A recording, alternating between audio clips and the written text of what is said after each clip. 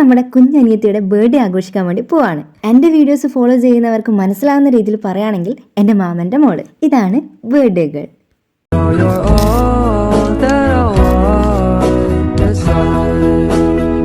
മാമൻ നാട്ടിൽ ഇല്ലെങ്കിൽ കൂടി ബർത്ത്ഡേ നല്ല കളറായിട്ട് ആഘോഷിക്കണം എന്നുള്ളത് മാമൻ ഓൾറെഡി നമ്മൾ വിളിച്ച് പറഞ്ഞിട്ടുണ്ടായിരുന്നു. നമ്മളെല്ലാവരും അവിടെ എത്തിയ പാടനെ ഡെക്കറേഷന് വേണ്ടിയുള്ള കാര്യങ്ങളെല്ലാം സ്റ്റാർട്ട് ചെയ്തിട്ടുണ്ടായിരുന്നു.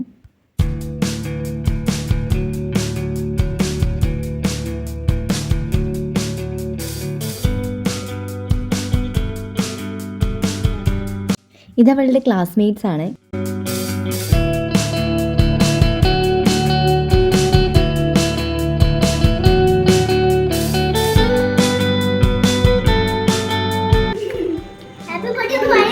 Happy birthday to you.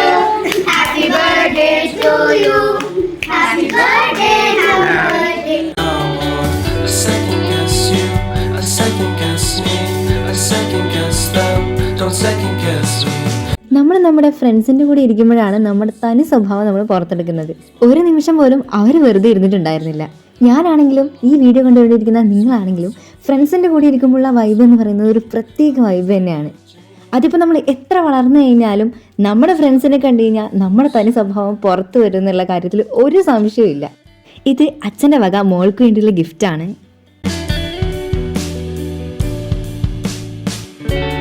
Silence in the background, violence in your eyes now. Remember that time. അവളുടെ ഫ്രണ്ട്സ് ഫുഡൊക്കെ കഴിച്ച് തിരിച്ചു പോയി.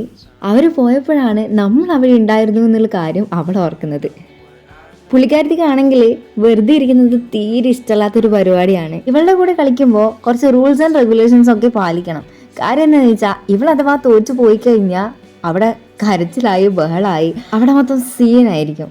അതുകൊണ്ട് തന്നെ അവൾ അവിടെ എന്ത് കണ്ടീഷൻ പറഞ്ഞു കഴിഞ്ഞാലും നമ്മളവിടെ ഓക്കെ എന്ന് പറഞ്ഞിരിക്കണം. നമ്മൾ കളിച്ചു വന്നപ്പോഴത്തേക്കും ആൾക്കാരുടെ എണ്ണം കൂടിയിട്ടുണ്ടായിരുന്നു. മൂത്തച്ഛനും കൂടി കളിക്കാനുണ്ടെന്ന് പറഞ്ഞപ്പോൾ നമ്മൾ ഗെയിം റീസ്റ്റാർട്ട് ചെയ്തിട്ടുണ്ടായിരുന്നു. മൂത്തച്ഛനാണെങ്കിൽ ഗെയിമിൽ പണ്ടേ ഉടായിപ്പാണ്. എങ്ങനെ ഉടായിപ്പ് കളിച്ച് വിന്നാവാന്നുള്ളതാണ് മൂത്തച്ഛൻ ഇപ്പോൾ ആലോചിച്ചുകൊണ്ടിരിക്കുന്നത്. പക്ഷെ നമ്മുടെ കക്ഷീൻ്റെ അടുത്ത് അതൊന്നും നടക്കില്ല എന്നുള്ളത് മൂത്തച്ഛൻ അറിയില്ല.